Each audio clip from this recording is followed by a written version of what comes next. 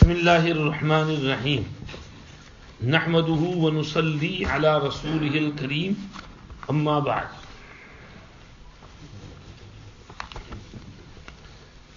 13 ستمبر 1981 مطابق 13 ذی القعدہ 1401 ہجری بروز اتوار فجر کی نماز کے لیے اول وقت پر اٹھ گئے، استنجا وضو سے فارغ ہو کر فجر پڑھی، اس کے بعد نجیب اللہ نے تیل کی مالش کی، پھر لٹا دیا۔ الحمدللہ اچھی نیند آئی۔ 11 بجے کے قریب بیدار ہوئے۔ رفقائے سفر اور مقامی احباب ملنے کے لیے آتے رہے۔ 3 بجے ظہر ادا فرمائی۔ ظہر سے پہلے نجیب اللہ شاہ ولی اللہ صاحب کی انفاس العارفین سناتا رہا۔ ظہر کے بعد آرام فرمایا۔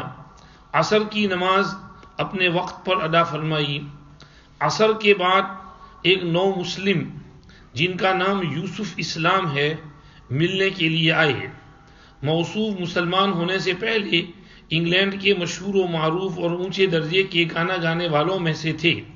ریڈیو اور ٹیلی ویژن پر ان کے گانے ساری دنیا میں جاتے تھے، مگر جب اللہ نے ہدایت دی تو انہوں نے اسلام قبول کر لیا، اور پھر ایک عرب سے ان کا سابقہ پڑ گیا۔ ان عرب صاحب نے ان کو گانا گانے کی اجازت دے دی اور کہا کہ کوئی حرج نہیں۔ اسلام کی حالت میں بھی یہ 2 سال تک گاتے رہے۔ اس کے بعد اللہ نے ان کو ہدایت کرنی تھی کہ وہ عرب صاحب بدعتی تھے جنہوں نے ان کو ایسی باتیں بتلائی تھیں۔ اللہ تعالیٰ نے ان کو مولانا یوسف مطالعہ صاحب کے پاس بھائی ابراہیم سعید صاحب کے ذریعہ پہنچا دیا۔ پھر انہوں نے موصوف کو بتلایا کہ اس کے بعد سے یہ گانا گانے سے بھی تائب ہو گئے۔ انہوں نے یہ بھی پوچھا کہ اسلام لانے سے پہلے اور بعد میں جو ہم نے کمائی حاصل کی تھی وہ کیسی ہے۔ بہرحال ان کو مسائل بتائے گئے۔ موصوف نے جیسے ایک زمانے تک لوگوں کو گانا سنایا، اس کی تلافی مافات میں حروف تہجی پر انہوں نے نظم کہی اور بہت ہی بہترین کہی۔ مثلا الف سے اللہ، پھر اس کی تشریح با سے بسم اللہ، پھر اس کی تشریح تا سے تقوی، پھر تقوی کی تشریح، اور بہت ہی عمدہ کہی۔ اور مولانا یوسف صاحب کے کہنے پر انہوں نے وہ نظم حضرت مدظلہ کو وہیں پر ہسپتال میں سنائی، اور سنانے کے بعد حضرت سے پوچھا بھی کہ یہ مقبول ہے، جس کے جواب میں حضرت نے فرمایا انشاءاللہ مقبول ہے۔ واضح رہے کہ یہ نظم انگریزی ہی میں کہی ہے۔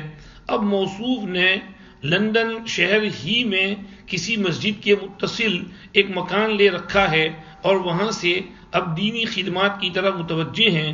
اللہ تعالیٰ ان کو اسلام پر استقامت نصیب فرمائے۔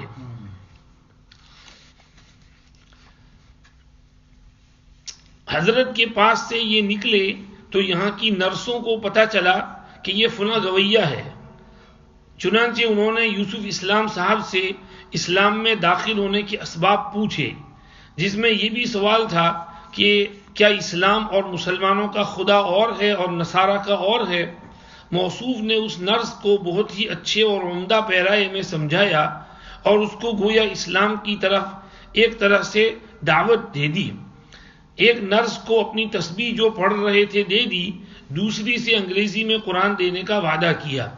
چونکہ موصوف کو لندن واپس جانا تھا، ٹرین کا وقت بہت قریب تھا، اس لیے روانہ ہو گئے۔ جو صاحب ان کو لندن سے اپنے ہمراہ لائے تھے، گو کہ ان کو یہاں آنے کی دعوت بھائی ابراہیم سعید نے دی تھی جس پر وہ آئے تھے، وہ صاحب حضرت سے بیعت بھی ہو گئے اور پھر سب چلے گئے۔ یہ یوسف اسلام وہی کیٹ سٹیونز، اور یہ انہوں نے لکھ دیا کہ پہلے کسی عرب نے بولا تھا کہ گا سکتے ہیں، تو 2 سال تک تو گاتے رہے۔ پھر ہمارے حضرت سے ان کا کانٹیکٹ ہوا تو حضرت نے کہا کہ یہ ٹھیک نہیں ہے، تو انہوں نے چھوڑ دیا۔ اور پھر انہوں نے نظم بنائی تھی جو بہت مشہور ہے، اس وقت ابھی فیمس نہیں ہوئی تھی، انہوں نے بھی اپنے ہاتھ سے تیار کی تھی۔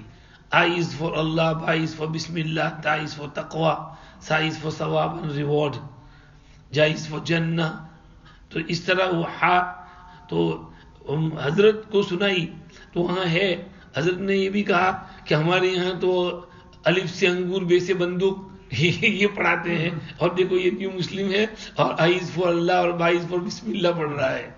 تو یہ زیادہ بہتر طریقہ ہے ABC سکھانے کا کہ اس سے اسلامی تعلیمات بھی ساتھ ساتھ آ جاتی ہیں.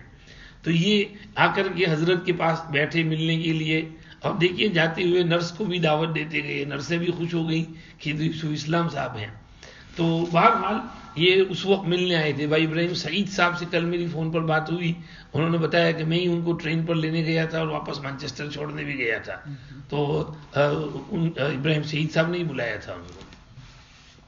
اس وقت انہوں نے یہ مسئلہ پوچھا تھا تو شاید مفتی صاحب نے ایسا کہا تھا کہ بھئی تم ایک دم اپنی ساری انکم کو ختم کر دو گے، خیرات کر دو گے تو کہیں فٹ پاتھ پر کھڑے نہ ہو جاؤ، اس لیے تم ایسا کرو، اس کو کلین کر لو، فلٹر کر لو، اس طرح کی حلال کمائی کرو اور پھر دھیرے دھیرے اس کو نکالتے جاؤ.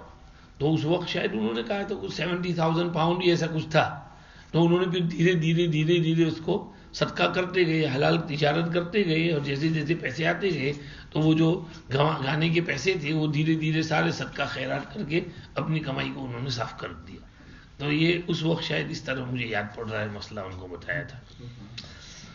حضرت شیخ نور اللہ مرقدہ نے مغرب کی نماز کے بعد کچھ وظائف اور معمولات پورے فرمائے، پھر حضرت نے عشاء پڑھی، اس کے بعد کچھ کھانا تناول فرمایا، پھر آرام فرمایا. آج بھی کئی دفعہ بلڈ پریشر اور نبض دیکھی گئی، الحمدللہ سب ٹھیک ہے. رات میں الحمدللہ نیند بھی آئی، مگر شروع رات میں، اس کے بعد تو بیداری زیادہ رہی. آج عشاء کے قریب جدہ سے قادر اللہ صدیقی حیدرآبادی یہاں پہنچے تاکہ حضرت کی رفاقت، یا یوں کہیں کہ حضرت کے استقبال میں وہ یہاں تک آئے ہیں. 14 ستمبر مطابق 14 ذی قعدہ بروز پیر. فجر کی نماز پڑھ کر حضرت کو لٹا دیا گیا. الحمدللہ کچھ نیند آئی، لیکن آج ہسپتال سے رخصت ہونے کا دن ہے، اس لیے آج یہاں سے جانے سے پہلے حضرت کا خون پھر لیا جائے گا تاکہ ٹیسٹ کر کے یہ اندازہ لگایا جا سکے کہ داخل کیا گیا خون حضرت کے خون سے ملنے کے بعد موافقت اختیار کر گیا یا نہیں. چنانچہ 9:25 پر ڈاکٹر صاحب آئے اور وہ بڑی بڑی 3 شیشیاں خون لے کر چلے گئے. اس کے بعد حضرت بیدار ہی رہے، کتاب سنتے رہے. 10:25 پر ڈاکٹر اعظم جیلانی صاحب تشریف لائے. سب سے پہلے وہ نرسوں کے کمرے میں گئے اور وہاں کھانے پینے، پیشاب پیخانہ کی رپورٹیں دیکھیں. اس کے بعد وہاں سے 10:30 بجے حضرت کے پاس آئے اور حضرت کو دیکھا اور کہتے رہے کہ ماشاءاللہ اب آپ اچھے ہو گئے ہیں، اور مبارکباد دیتے رہے. پھر کھانے پینے کے سلسلے میں بتلایا کہ آپ صرف انڈا اور جوس لیتے ہیں، کچھ اور پیا کریں، اور پیخانہ کے سلسلے میں بتایا کہ اس سلسلے میں اسبغول ہمیشہ استعمال کیا کریں. اس کے بعد انہوں نے کہا کہ آپ تو یہاں سے 4:30 بجے جائیں گے. پھر مولانا یوسف مطالعہ صاحب کے متعلق پوچھا.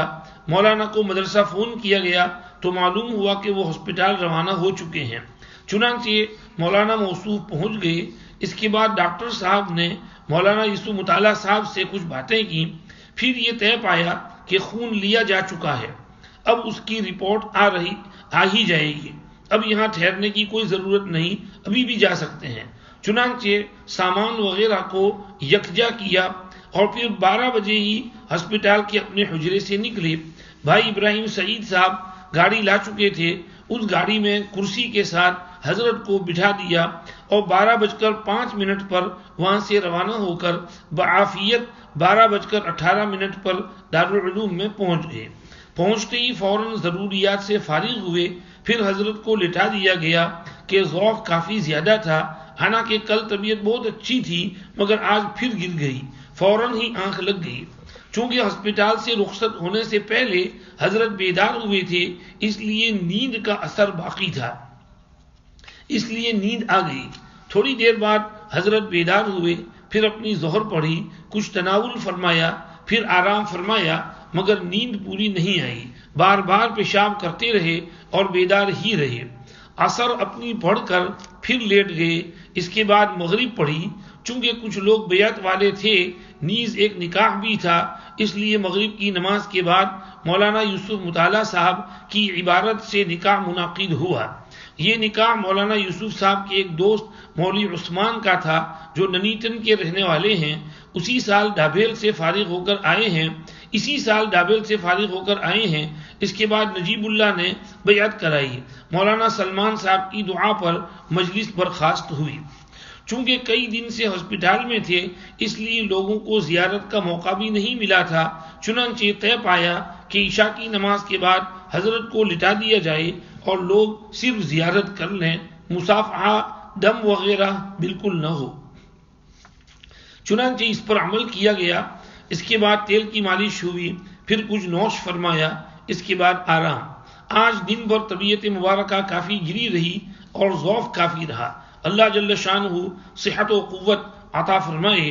گزشتہ کل رات میں 2 بجے ایک ڈاکٹر کا چپکے سے آنے کا واقعہ گزر چکا ہے۔ اس انگریز ڈاکٹر کو حضرت سے کچھ لگاؤ ہو گیا تھا، چنانچہ حضرت قیام کے دوران اس کو کچھ کھانے کی چیزیں مثلا سموسے وغیرہ دیتے رہے تھے۔ اس کو معلوم ہوا کہ حضرت ہسپتال سے جا چکے ہیں تو یہ مغرب سے کچھ پہلے دارالعلوم میں حضرت کی زیارت کے لیے پہنچا۔ چنانچہ اس نے آ کر حضرت کی زیارت کی، مصافحہ کیا، حضرت کی صحت کے لیے مبارکباد دی اور سفر عافیت سے پورے ہونے کے لیے الوداعی جملے کہتا ہوا چلا گیا۔ باہر بھائی ابو الحسن کے ساتھ کافی دیر تک باتیں کرتا رہا، پھر ہسپتال چلا گیا۔ آج ایک شخص امریکہ سے صرف حضرت کی زیارت کی غرض سے پہنچا۔ مغرب کے بعد حضرت سے ملاقات کرا دی گئی، عشاء کی نماز پڑھی اور پھر وہ واپس روانہ ہو گیا۔ واضح رہے کہ آج ہی کسی اور ملک سے بھی 2-3 نفر صرف زیارت و ملاقات کی غرض سے آئے۔ آگے پھر 15 ستمبر بعد میں پڑھیں گے انشاءاللہ۔ یہ حضرت شیخ رحمۃ اللہ علیہ سفر کی رویدار ہے۔ اللہ پاک حضرت شیخ کی قبر پر کروڑوں رحمتیں نازل فرمائے اور ہمارے حضرت کی قبر پر بھی، کیونکہ ہمارے حضرت کی برکت سے حضرت شیخ یہاں ہے۔ حضرت کی دعوت پر اور حضرت کی برکت سے انگلینڈ والوں کو حضرت شیخ کی برکات حاصل ہوئی، تو اللہ ہمارے حضرت کو بھی جزائے خیر نصیب فرمائے۔ حضرت کی قبر پر بھی اللہ اپنی خاص رحمتیں نازل فرمائے، حضرت کے درجات بلند فرمائے۔ سبحان اللہ سبحانک اللہم و بحمدک، نشہد ان لا الہ الا انت، نستغفرک و نتوب الیک۔